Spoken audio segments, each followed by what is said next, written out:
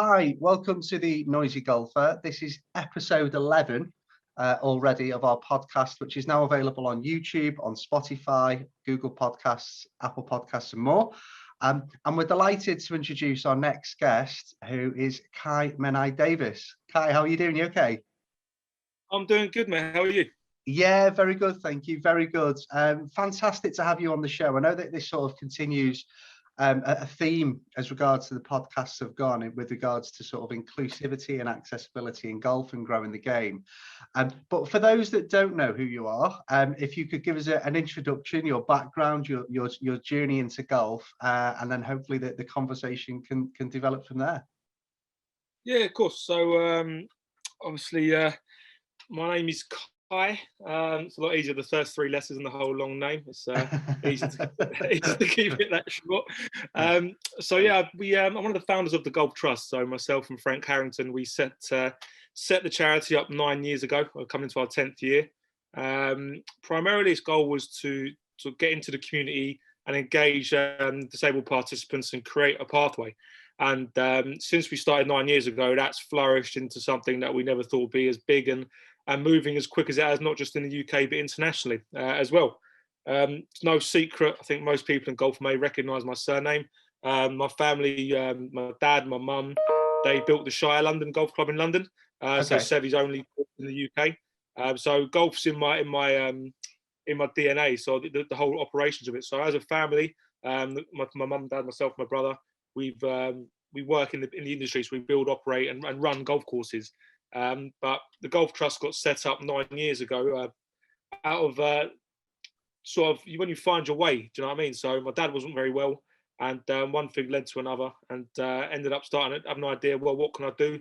Saw a lad at a petrol station with his dad who had Down syndrome, and just sitting there watching the interaction between the two. Just thought, if my dad don't recover, if he don't, how is he going to be? What can we do together? And golf gave us everything. So I thought, well, done a bit of digging, made one phone call to an organisation, and their words were, listen, son, even if you saw 5,000 people, you couldn't help. Yeah. Hang that phone up quickly. Wow. And literally, I was just battered out straight away. And then we managed to find a couple of organisations, so Special Olympics and Disabled Golf Association. All we wanted to do was an event, which was like a Texas Scramble, where we had members of a golf club, members from Special Olympics, and golfers with a physical disability playing together in a team, just to showcase the possible. Then that literally was it, and it sort of snowballed from there into something that we're today. We're all across the UK. We've got projects in the Caribbean. We've got projects starting in Africa as well. So it's evolving all the time, because it's a unique area of what we do. We don't really operate golf clubs. Golf clubs run themselves. The key is those people who never get the opportunity to play golf, see golf, access golf, and understand the benefits that we know golf can bring. That's where we operate. That's our modus operandi. We want to go in and get people active, get people talking, make families healthier. Those are our goals. And if you achieve those goals, you're going to get golfers. So it's sort of flipping how we look at it. Amazing. So in terms of, I mean, it's obviously a fascinating story, and obviously one that's a great example of some of the great work that's going on behind the scenes, I suppose, because I know to many it's not something that I'll be too familiar with. Typically, what sort of age ranges do you are involved in of the people that are involved in the Golf Trust? 3 to 103. Oh, right. Okay. So we start as young as 3 years of age. So we've got participants with very early diagnosis of ASD and autism. Come through our doors, just simple sort of things as rolling, throwing, catching, just little functional movements that we start operating with the families and just give them some ideas rather than just specific golf. And then all the way up to our care home dementia projects, which are going really successfully and growing as well. So thus going into sort of your residential care homes, engaging the residents. So the generation that raised us, no one really engages with, especially during COVID now. The isolated are more isolated, the inactive are more active. There's a fear and a stigma to going outside now. So we need to engage these people. My grandparents passed, and there's one who's doing all right. But now, if they were in a home, who's going to go and see them? If I can't get in there to see them, who's going to engage? Who's going to talk to them? We can rely on the care staff, but in terms of the physical activity, we need to keep them engaged and keep them active to keep them healthy. Yeah. Amazing. So, I mean, there's just so many questions that have come from that, really, because it's absolutely fascinating. So you said obviously you're across the UK. Where predominantly are you headquartered at the moment? So we're based. Our office is in London, so in London, and then the way we operate is we have little pods around the UK. So as a charity, we're not as fortunate as some of the other golf organisations that have millions of pounds. So we operate on hand to mouth. So grant funding is what drives us. So 6 months to year funding packages. At the minute, we're in London. We're in the northeast, northwest, southeast, southwest, Midlands. We're doing a little bit in Wales early next year. We've done some in Scotland before in terms of advisory work as well. So we're everywhere. And the way we operate is we work with sessional staff, so sessional coaches. So it could be you're in Liverpool, and we will have a network of coaches in Liverpool, and then we'll send them around. Say a project starts at Southport and Ormskirk Spinal Unit. We'll find coaches in the area. We have our coaches, and we send them into the community and spread out that way. Oh, fantastic. Fantastic. So what are the plans to grow beyond? I mean, obviously you've already mentioned that you're across the UK, you're in the Caribbean as well. What I suppose, where does it continue? Where are the next phases of that journey? So we've got an exciting project. We've just put the proposal forward to go to Kenya.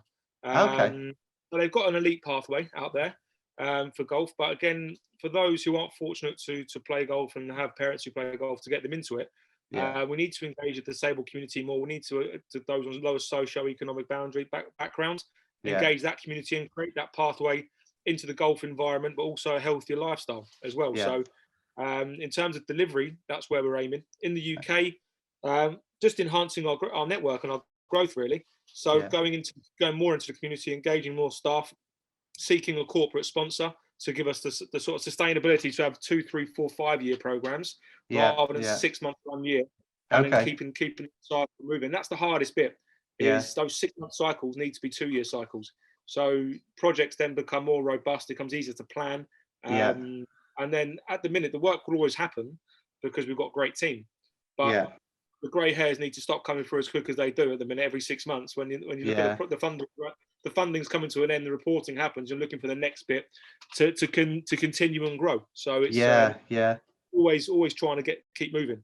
Amazing. I think one of the things that came up when we did a podcast with Andy Little, who the founder of the Little Golfers, sort of his journey into the building what he's grew now was on the back of really the London Olympics. And I think what was quite interesting there is he talked about that once, there was obviously an importance about legacy, and that once the Olympics had been and gone, that funding had sort of stopped.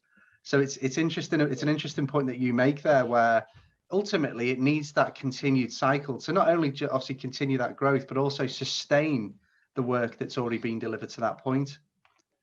Yeah, and that's the key. I mean, without saying it too crassly, I mean, what does the general golfer care about a guy with a disability in the community? Because he's not going to generate much funds into their golf club. So from a business perspective, what funds does disabled golf, who are never going to join? Some of the guys we teach will never join a golf club. Some of the members selfishly will go, why? What's the point? Like, what do I get out of it? Whereas they don't look at, we flip it around, we look at the good it brings. So every disabled person will have a network of a family and friends that will then also come to the golf club. They'll eat food, they'll buy drinks, they'll have lessons, they may get into golf, they may join in long term as well. So there's a network bigger just working in that community there as well. In terms of funding, it's the horrible question every time you have a conversation with someone. It says the word is, how is it funded? How is it paid for? We shouldn't be still having this question now, but unfortunately we always do, because there's this, we keep, the big thing at the minute is equality and diversity, inclusion, all these words keep being banded around. Yet at some point, something's got to be done. There's great work happening in the community every day by a lot of people. And we're fortunate enough to be one of the largest of the kind doing it. But it's just elevating it to, elevated to a status now. Delivery's key. The world is changing from strategy to delivery. And I think you'll see in the next 2-3 years, organisations like ourselves will be coming to the front because of the outcome it brings all the time. And that seems to be the positive change that's happening. Yeah, I think it's interesting you say that, because I think that again, just sort of thinking back to the other podcast that we did, are you familiar with Ellie Perks? Yes. Yeah, so she's obviously prominent in her field, and she's doing some amazing work already. And I think that one of the topics that we also covered as well was accessibility at golf courses themselves. And it's almost like it takes somebody with first-hand experience within that organization, that setup, to have an appreciation of it. And without that, it's almost like they need to be, like you say, it's hand to mouth. It's like we need to give you that information to tell you exactly the importance of why it is, as opposed to it really being reverse engineered and proactively seeking to provide to increase accessibility and inclusivity. Well, it's weird. So we're in an industry where we've got, say, I don't know if golf clubs are in England, is it 600, 700 in the UK or something? They're all independent businesses. So it's not like the FA in football where come from the top. Every golf club is an independent business. Every golf club has to earn a profit to continue. Of course. So when we look at it like that, how can everyone influence those individual independent businesses? It's no different to going down your high street. You've got clothes shops, restaurants, all that sort of stuff. You can't walk into McDonald's and tell them to serve Kentucky Fried Chicken. It just don't happen. Do you know what I mean? So when you go to a golf club, you can't force them to do it. They've got to want to do it, see the benefit, and engage. So out of every 10 golf clubs, you might find 2 that are willing to work with you. The other 8 have a couple board or they don't. We can't stress about the ones who don't want to move with the times. It's like golf coaches. Good golf, as you'll find with your kids. Good golf coaches, bad golf coaches. You can't change the bad ones to a good one. You just got to keep with the good ones. Don't worry about the bad ones. And that's the only way we're going to grow, is focus more on those hubs and make those hubs to be highlighted. Say this is the model. This is what works. You need good coaches. You need good facilities. You need welcoming atmospheres. Dress code. I can't be bothered with that conversation here every day. You go into a golf course, as long as you're smart, you're not offending anyone. What's the problem? Exactly. Do you know what I mean? Those sort of things will bring income, will bring revenue, and also a bit of goodwill goes a long way. No, absolutely. I think that one again, one of the things that keeps cropping up in the conversation is it's sort of the conservative history of golf, and that there is still an element of that, but I think that there's also a lot of evidence to suggest that things are changing as well. Probably not as fast as what people might want them to, but at least there is a slight shift towards whether it sounds as simple as wearing a hoodie on a golf course, but it's a conversation that might have not been had 10 to 15 years ago. Is it enough? Probably not, but at least we're slowly starting to see that shift. I'll throw a question your way. Yeah. Okay. Why was the hoodie debate only at Wentworth? Why was it not when Rory it's PR. PR, 100%. 3 years before, they were wearing it in the Open. They were wearing it in America. They're wearing it in tournaments. They're wearing it. I think they wore it at. They might President's Cup. They might have worn it. It's a bit of clothing. But when it came to England, why was that? Why was there an argument? Why was there an insult that he wore a hoodie? That he can wear it in America. They can wear it all over the world. They can wear it in the Open. But come to Wentworth and they can't wear a hoodie. Exactly. Why was there that argument? And it was almost like it was. I hate to say it, you get the old down with the kids and all that. You see them doing it. You see that being funny. You could see it was cringe what some of them were saying, and you sort of going, "It's a bit of clothing, mate. Chill out." Exactly. How can they start saying wearing a hoodie is inclusive? It's clothing. Like it's an inanimate object. Exactly. It's like saying my water bottle's inclusive. It's a bit of clothing. And the more we highlight these negative stories, the more negative press it brings. Okay, it's interesting. It's an interesting viewpoint. No, exactly. So in effect, what you're saying is that it whilst it has been to the forefront, it didn't need to be, and I agree wholeheartedly with what you've said. But I think if anything, it probably, whilst it seems things are shifting, if anything, it probably confirms confirms the attitudes that people have. Yeah, exactly. And the thing is, that week at Wentworth, you had lads down from the Special Olympics meeting Padre Carrington, getting an amazing experience. That wasn't in the press. That didn't get out there. Okay. There's good news stories all around, but golf seems to have this habit of dragging into a bad news. Let's make a furore, get some publicity for no reason. And there's some amazing stories that happen in the game, but we only hear about the negatives. Absolutely. It's almost like that's sort of what golf is now, is we can have the most successful stories, the most amazing inspirational stories, but one negative crops up and that has to get a headline, or someone's offended by what someone's wearing. Like Ricky Fowler when he wore the high tops. They're traditional, they're not this, they're not that. It's a pair of shoes. Yeah, exactly. It shouldn't be the conversation.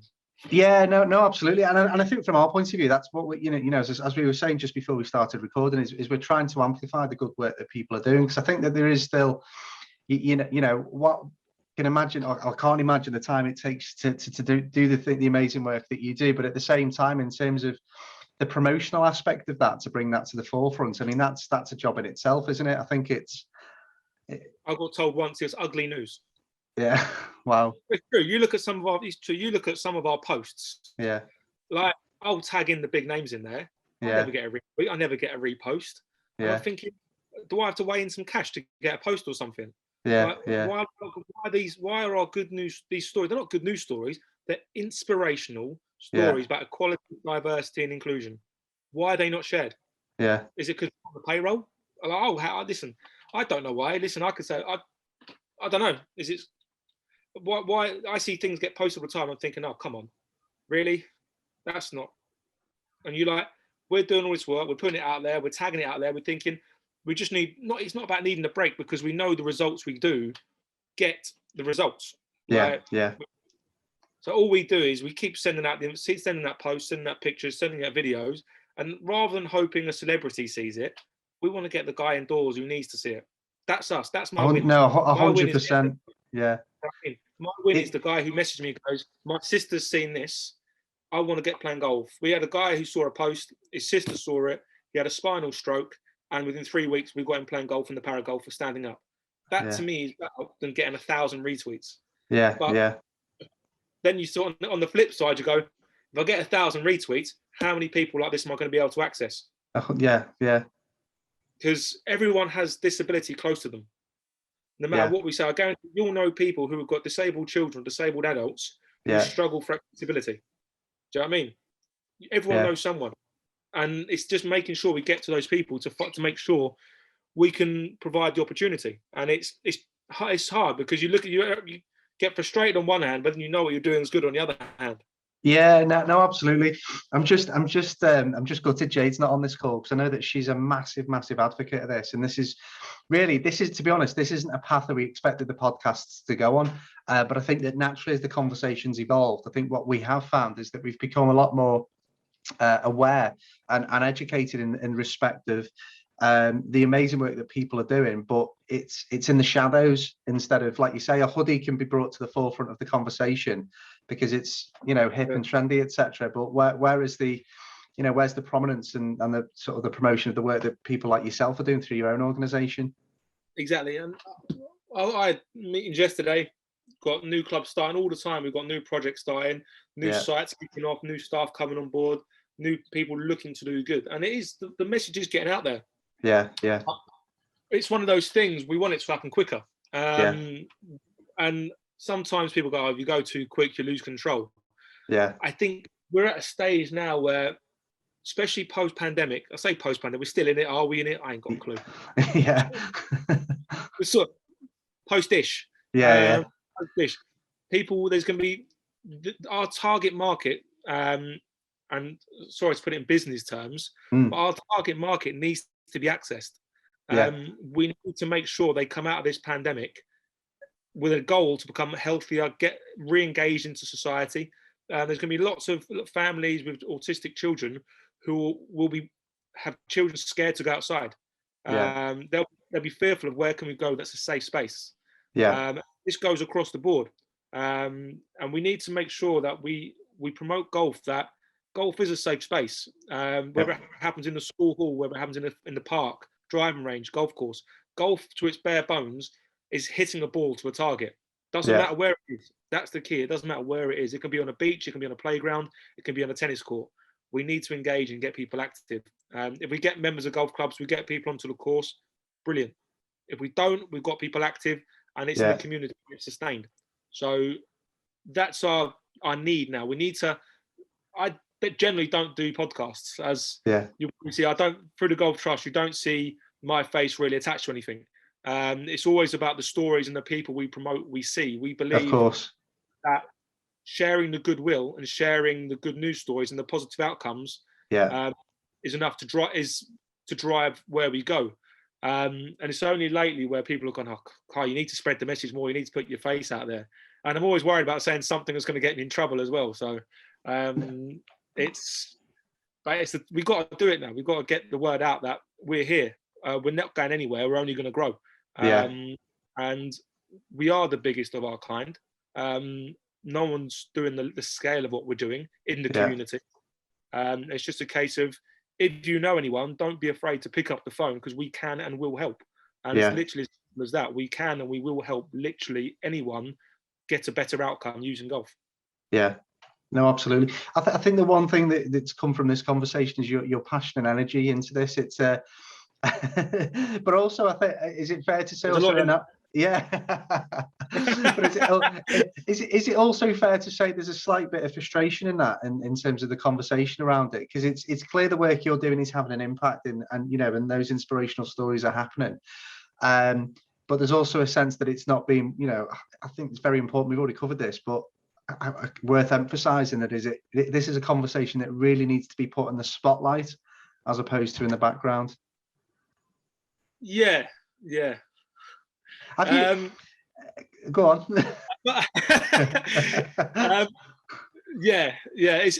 There's passion, there's frustration, and it's being careful that we know where we need to be.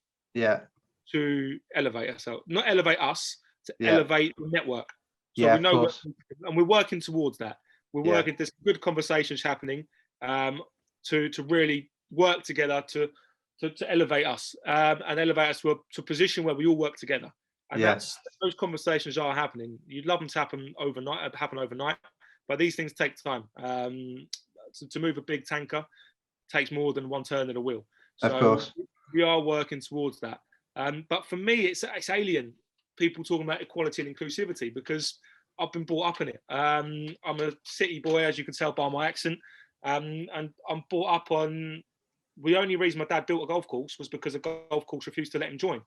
We set about building the most inclusive, open golf courses to everyone. We have no committees, we have no captains. We don't believe in that. We believe that everyone is equal. When they come through the door, everyone's treated as one person. Our only rule is, come and enjoy yourself, but don't ruin anyone else's enjoyment. That's the only rule of the facility. And for us, we're diverse, we're multicultural. The average age of our consumer is 37 to 42. So we have a very diverse audience. And our businesses reflect our community. We're brought up we're in North London. We shouldn't be middle class white golfers, and we're not. We are literally probably the most diverse, inclusive golf course that is out there. And people come here and they love the place. And then when they come here, they see the Golf Trust. What's nice is having the Shire is we can use it as a sounding board for all our projects. So when we've got West London as well, we pilot our projects here, so we know they work. So with disability, we weren't going to go pick up the phone and go, right, we're going to go to XYZ golf course. How can I, with no case study, with no proof? So by doing it here, we do all our training here. We basically show it works. And when people say, well, how do you know it works? Well, we've done it here. It's tried. It's tested. So it's almost like you've got your own laboratory to try and do things, which is really good. My dad said at the end of the day, there's still golf courses we go to, and people look down their nose at you just because of the way you talk. It's one of those things that people just do. I mean, I've got a tattoo on my forearm, and people look at you funny, but they don't know the story behind your tattoo. They judge you for no reason just because you've got a tattoo on your forearm, regardless of how personal it is. They just judge you, and you're like, why? Like, this end of the day, it's up there, and what's in there that matters. And in there, exactly. So it's their passion is it's drive. It's just, Yeah. I say it's extremely driven because, listen, you've got kids. When your kid hit that ball in the air for the first time, how big was your smile, let alone your kid's smile? Oh, to me, yeah, the pride I get, it's there's nothing like it, and I think this is the thing Yeah, with you can see golfers. how you're smiling now. Yeah, no, I'm immediately thinking about it, and I think nothing of sharing all the videos and things I've got with Isaac and even Leo now as well.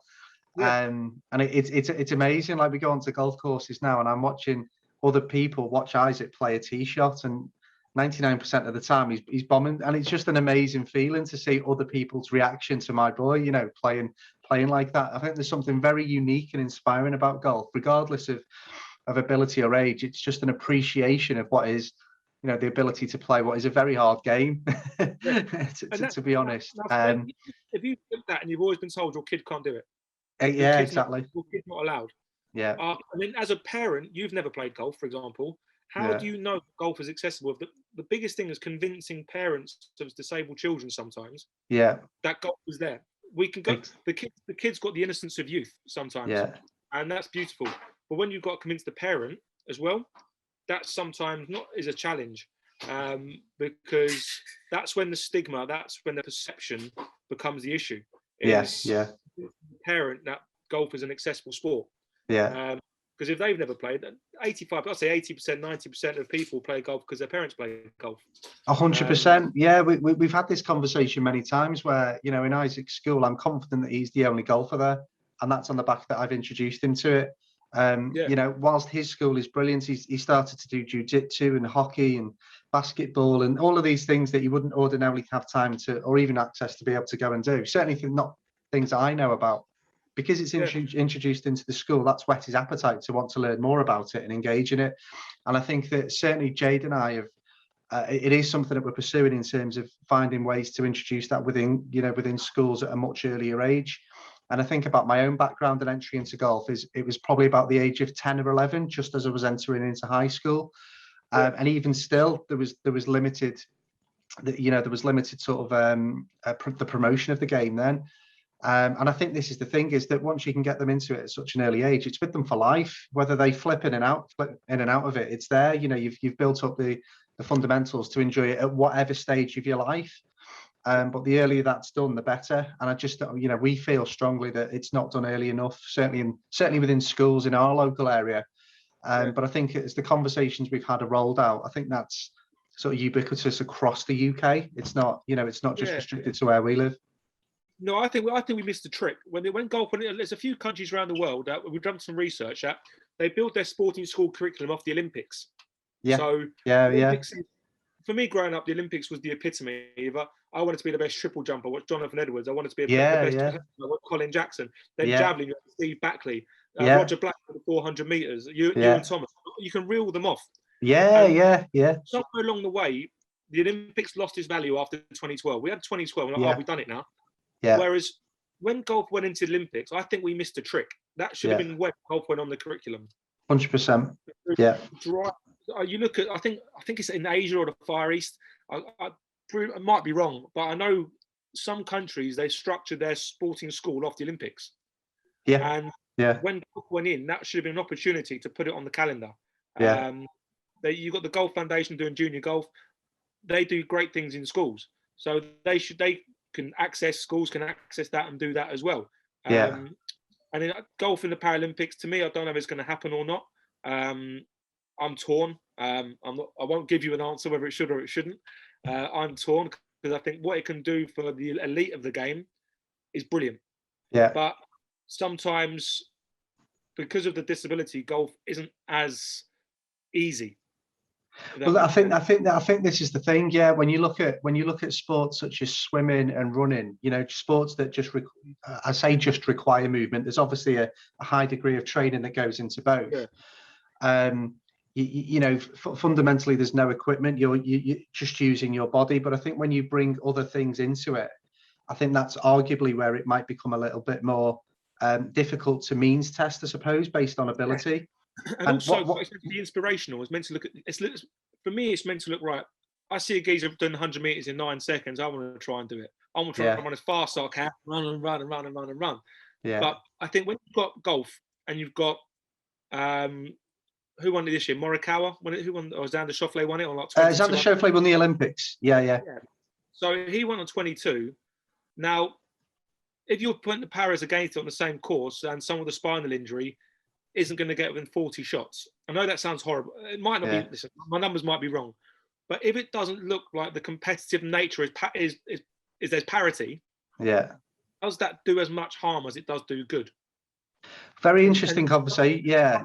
One of the arguments that got brought to me was someone said, well, Cae, if it goes in there and it doesn't look like someone with a disability compete to the same standard, I don't know, there's some amazing disabled golfers out there. Kip Popper, what he's doing at the minute is unreal.